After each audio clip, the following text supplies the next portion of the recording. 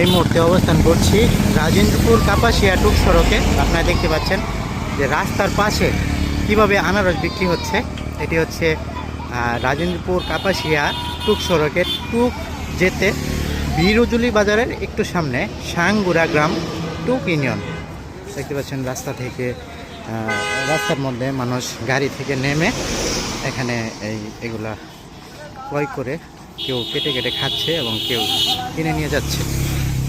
দারুণ এক পরিবেশ এখানে।